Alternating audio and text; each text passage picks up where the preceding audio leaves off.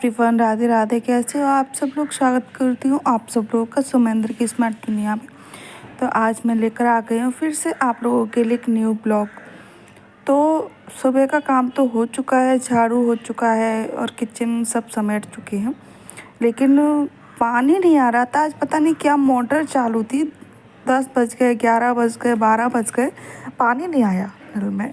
तो मैंने कहा कपड़े कैसे धुलें। पीने वाला जो नल है उसमें आ रहा था, लेकिन जो हमारा जिसमें सब जगह नल लगे ना, जैसे बाथरूम में और किचन में बर्तन धोने वाला, उस वाली नल में नहीं आ रहा था।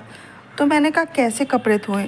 तो मैंने 2-3 बाल्टी करके वॉशिंग मशीन में डाल दिया और फिर कपड़े डाल दिए और पाउडर डाल के बंद कर दिया। हमने कि अपने आप धुल जाएंगे, फिर 2 बाल्टी पानी डाल देंगे तो उसमें निचुड़ जाएंगे। क्योंकि देखो, इतना ज़्यादा पैसा खर्चा करके हमने वॉशिंग मशीन खरीदी है, तो फिर अब हाथ से धोने का मतलब मन भी नहीं करता कि हाथ से कपड़े धोएं। तो ये देख लीजिए, वॉशिंग मशीन चल रही है, ये इस तरीके से चलती है। नीचे वाला जो चक्का है वो लेफ़्ट साइड में फिरेगा, तो जो साइड का है वो राइट साइड में फिरेगा। ऐसा होता है। मतलब पहले क्या होता था कि दोनों एक ही साइड फिरते थे, लेकिन ये दोनों साइड अलग अलग फिरते हैं।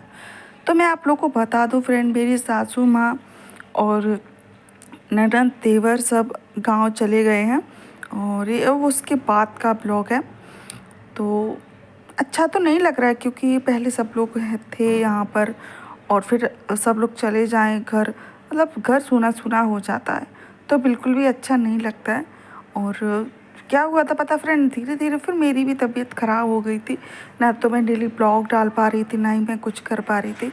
सोच रही हूँ कि अब डेली डेली ब्लॉग डाला करूँ, क्योंकि बहुत ही अच्छे अच्छे ब्लॉग आने वाले हैं। मेरे भाई की शादी है, मेरी मासी के लड़के की शादी है, तो हम वहाँ पर भी जाने वाले और उसके बाद गांव में भी जाने वाले। सच बता रही, बहुत ही ज़्यादा मज़ेदार होने वाले हैं आगे वाले ब्लॉग।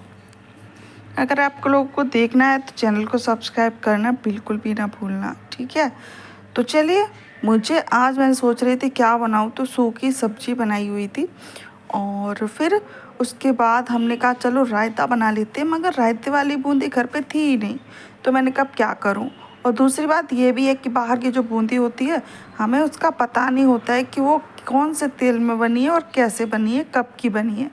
तो मैं ज़्यादातर बनाती हूँ ना, तो घर पर ही बनाती हूँ।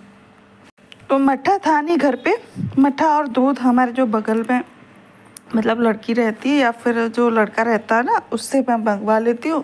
क्योंकि कौन नीचे बार बार मतलब चौथे बंदे से उतर के जाए, तो वो नीचे खेलने के लिए जाता है, तो मैं उसको थोड़ा बहुत 2-4 रुपये दे देती हूँ खाने के लिए, और वो हमारा काम कर देता है इसके लिए। तो चलिए, दूध भी आ गया था, छाछ भी आ गई थी, तो छाछ को मैं निकाल ले रही हूँ। ये देख लीजिए, इतना हम दोनों के लिए काफ़ी है, क्योंकि ज़्यादा नहीं चाहिए होता, ज़्यादा पतला अच्छा भी नहीं लगता है। तो चलिए, ये देख लीजिए, ठीक है। और गाढ़ा गाढ़ा इसमें बहुत ज़्यादा छाछ निकलता है। और उसके बाद हम इसमें डालेंगे बूंदी, और घर की बूंदी जो ताज़ा ताज़ा बनी होती है ना, उसका टेस्ट बहुत ज़्यादा अच्छा आता है। और पता फ्रेंड, एक बात मैं आप लोगों को बताऊं, पता नहीं क्या हो रहा है, भगवान जाने। कहते हैं ना, जो अच्छे लोग होते हैं उनके साथ ही अक्सर क्यों बुरा होता है, मुझे ये समझ नहीं आता। जो इतना बुरा, मतलब इतना बुरा करते हैं लोगों के साथ, कभी कोई अच्छा काम करते नहीं है, फिर भी वो शांति से अपनी ज़िंदगी जीते हैं। और जो लोग अच्छे होते हैं, सबके साथ बढ़िया करते हैं, उन लोगों के साथ ही गलत क्यों होता है, उन लोगों के साथ ही बुरा क्यों होता है, मुझे ये समझ नहीं आता। तो बताऊंगी मैं ये सब क्यों कह रही हूँ, क्योंकि मेरे पतिदेव कल काम पर गए थे ना, तो उनका उनका पैर मौच गया, तो बिल्कुल भी चल भी नहीं पा रहे थे। तो बताऊंगी आप लोग को सारी चीज़ें, फिर मैंने उसकी किस तरीके से दवा करी, क्या किया।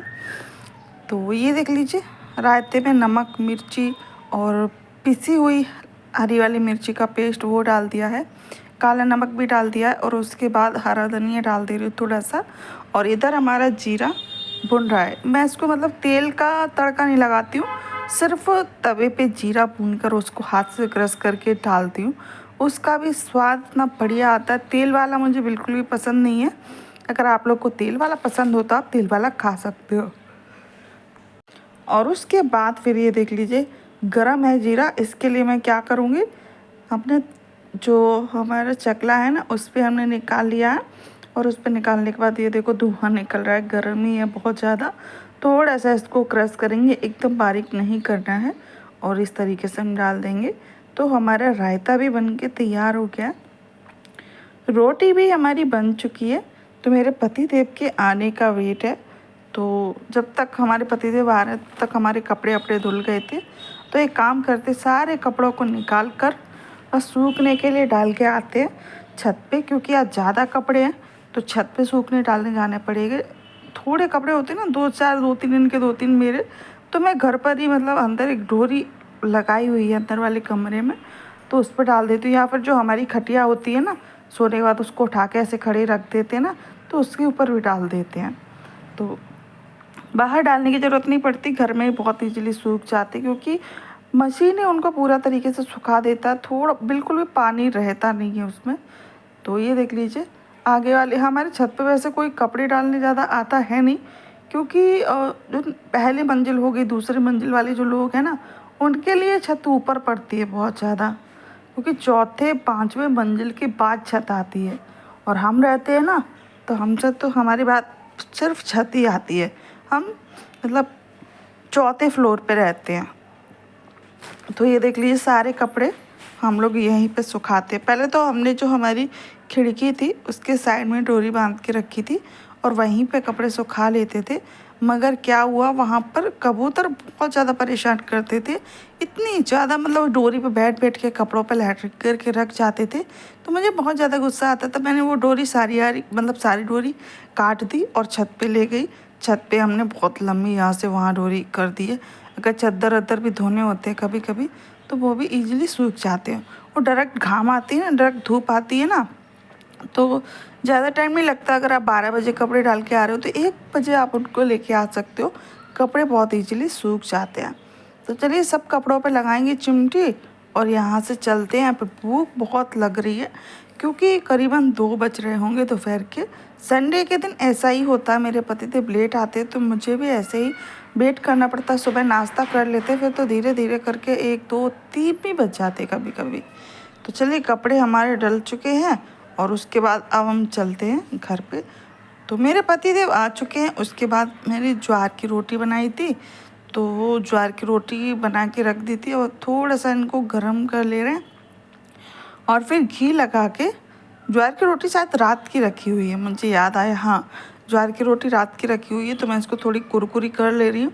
और मुझे ऐसा ही रायता पसंद है, गाढ़ा गाढ़ा। आप लोग को दिख रहा होगा कितना ज़्यादा एकदम बूंदी बूंदी ज़्यादा है। तो ये सब्जी हमने ले ली है और अब हम जो रोटियां हमने बनाई थी उनको हम घी लगा ले रहे हैं। ये देख लीजिए, घी लगाने के बाद एक ही थाली में हम दोनों खाना खाते हैं। आप लोग कमेंट करके ज़रूर बताना कौन कौन अपने हस्बैंड के साथ एक ही थाली में खाना खाता है, क्योंकि मैंने देखा है अक्सर जो फैमिली मतलब जॉइंट फैमिली में रहते हैं या अपने सास ससुर के साथ रहते तो एक थाली में खाना नहीं खा पाते। मैं गांव में जाती हूँ तो मैं साथ बैठ के खाती हूँ, लेकिन एक थाली में नहीं खा पाते वहाँ पर, क्योंकि गांव में बहुत लोग चोचले करते हैं, बहुत ही ऐसे है वैसे है। तो वहाँ पे मैं ऐसा कुछ भी नहीं करती हूँ। तो चलिए, खाना परोस ले रही हूँ मैंने, थाली लगा ली है। तो बहुत भूख लग रही थी, मैंने कहा पतिदेव जल्दी आप बैठो। तो ये देखो, हमारी बगल की छोटी वाली लड़की कितनी क्यूट लगती है। मतलब पहले चलना नहीं आता था इसको, अब चल लेती है थोड़ा थोड़ा, तो भाग कर आ जाती है। और कुछ भी हम लोग खा रहे होते तो साथ हमारे खाती है, खेलती है, बहुत मतलब अच्छा लगता है। बच्चों के साथ टाइम बहुत जल्दी निकल जाता है, पता ही नहीं चलता। उन्होंने थोड़ा सा रायता खिला दिया था, रायते की बूंदी बूंदी थी वो खिला दी थी, तो वो नहीं खा रही थी, इसको बहुत ज़्यादा खट्टा लग गया था और वो भागने लगी थी। ये देखो, कहते हैं कि कभी कभी जो खून का रिश्ता होता है वो इंसानों को धोखा दे जाता है, और जो हमारा बनाया हुआ मुंह बोला रिश्ता होता है वो बहुत मतलब आगे तक साथ देता है। अक्सर ये मैंने देखा है, पता नहीं क्यों अब तो खून के रिश्ते भी पतले, मतलब खून के रिश्ते लगते ही नहीं हैं। ऐसा लगता है कि कोई जान पहचान वाले हैं बस हमारे, कोई खून का रिश्ता होता ही नहीं है। मेरे ख्याल से मुझे तो ऐसा लगने लगा है। और जो हमारे मुंह बोले रिश्ते होते हैं वो कभी कभी खून से जो रिश्ते होते हैं, खून के रिश्ते, उनसे ऊपर हो जाते हैं। सच बता रही हूँ। तो आप लोग भी बताना कि ऐसा होता है कि नहीं। तो ये देख लीजिए, इनके पैर में लग गई है, इसके लिए ऐसे बैठे हैं। तो मैंने कहा क्या हुआ? तो बोल रहे थे बहुत ज़ोर से, मतलब सीढ़ियों से उतर रहे थे तो पैर में मोच आ गई। इतनी ज़्यादा मोच कैसे आ गई? बोल रहे थे कि सीढ़ियों के नीचे छोटी सी सीढ़ी बना के रखते हैं ना, उस पर अचानक पैर पड़ेगा कि उसका ध्यान नहीं रहा, तो इसके लिए। मैंने कहा कोई बात नहीं, चलो ठीक हो जाएगा। तो वो ठीक ही नहीं हो रहा था। उसके लिए तो फिर एक्सरा भी करवा के लाए। उसमें मतलब थोड़ी नसें खिंची हुई बताई थी डॉक्टर ने। फिर दवा भी चली थी उसकी। और जब मैं ये वीडियो वॉइस ओवर कर रही हूँ, क्योंकि मेरी तबीयत भी ठीक नहीं है, तो तब तक तो उनका पैर ठीक हो गया था। तो मैं सोच रही हूँ कि मैं डेली डेली आप लोगों के साथ ब्लॉग डाला करूँगी। बस आप लोग थोड़ा सा साथ दीजिएगा। खाना खा पी के फिर शाम को 5 बज रहे थे, तो मेरे पति बोल रहे थे कि चाय बना दे। मैंने कहा हाँ ठीक है, मैं बनाती हूँ चाय। तो पहले तो मैंने बिना चीनी की चाय बना के निकाल दी थी। उसके बाद चीनी डाल दी, उसको थोड़ा सा उबलने देंगे, चीनी को पकने देंगे और पतिदेव को देकर आते हैं चाय। और ये वाली कप हम दोनों अब एक जैसे लेकर आए थे कि जब हम मेले में घूमने गए थे ना, तो हम दोनों एक जैसे कप लेकर आए थे। और वो बोला था कि इसमें ही हम चाय या दूध जो कुछ भी पियेंगे ना, इसमें ही पियेंगे। तो ये देख लीजिए। वैसे एक बात बताऊं, सब लोग चले गए हैं तो घर बहुत सूना सूना लग रहा है। मेरे पति देव का भी मन नहीं लग रहा है। वो बोल रहे थे कि चल अब घूम के आएंगे घर पे। तो मैंने कहा हाँ ठीक है, जब भी तुम्हारा मन करे तब हम घर पे घूम के आएंगे, क्योंकि बहुत दिन हो जाते हैं ना यहाँ पे रहते रहते, तो अक्सर हम लोगों को घर की याद आने ही लगती है। सोचो, मुझे तो अपने मायके जाए हुए पूरा 1 साल हो चुका है, तो मैं गई नहीं। 1 साल से ज़्यादा हो चुका है, 1.25 साल हो चुकी है। तो अब मैं भी चाहूँगी, तो सारी चीज़ आप लोगों के साथ शेयर करूँगी, ब्लॉग आप लोगों के साथ शेयर करूँगी। तो चाय पी लेती हूँ। मैं भी अपनी चाय छान के ले आई थी। तो ये देख लीजिए। अगर आप लोगों को ब्लॉग अच्छा लगता है तो प्लीज़ एक लाइक शेयर सब्सक्राइब ज़रूर करना, क्योंकि आपका एक लाइक हम लोगों के लिए बहुत ज़्यादा मायने रखता है। फिर रात का समय हो रहा था, 7 साढ़े 7 बज रहे थे। पूजा वूजा करने के बाद मेरे पतिदेव ये जो बेल है ना, ये लेकर आए थे। ये हम लोगों को बहुत ज़्यादा पसंद है। इसमें बहुत सारी चीज़ें, खट्टी मीठी चटनी होती है, प्याज होती है, नमकीन होती है, लाई होती है, और जो मूंगफली की दाने वाली नमकीन होती है वो होती है। मतलब बहुत टेस्टी लगता है। तो चलिए, उसके बाद मेरे पतिदेव बोल रहे थे कि पैर में दर्द हो रहा है, गर्म पानी कर दे, बाल्टी में पैर डाल के बैठूंगा थोड़ी देर के लिए। मैंने कहा चलो ठीक है। तो इस बाल्टी में थोड़ा सा पहले तो ठंडा पानी डाला था, और ठंडा पानी डालने के बाद इसमें एक भगोनी हम गर्म पानी डाल देंगे ना, तो ये गुनगुना हो जाएगा। तो जब तक वो उसमें पैर डाल के बैठे हुए थे ना, तब तक मैं उनके लिए यहाँ पर लेप वाली जो पट्टी होती है वो तैयार कर रही थी। जैसे कि गरम वाली पट्टी होती वो तो वो बांधे हुए थे, लेकिन यहाँ पर हम सरसों का तेल और जो हल्दी होती है ना, उसको अच्छे से गरम करके और पेपर के ऊपर इस तरीके से रख कर लेके जाएंगे। थोड़ा सा उनका पैर इससे सिकाई करेंगे, और सिकाई करने के बाद इसी से हम पैर को बांध देंगे। मतलब पैर के ऊपर इस रुई को, हल्दी वाली रुई को बांध देंगे।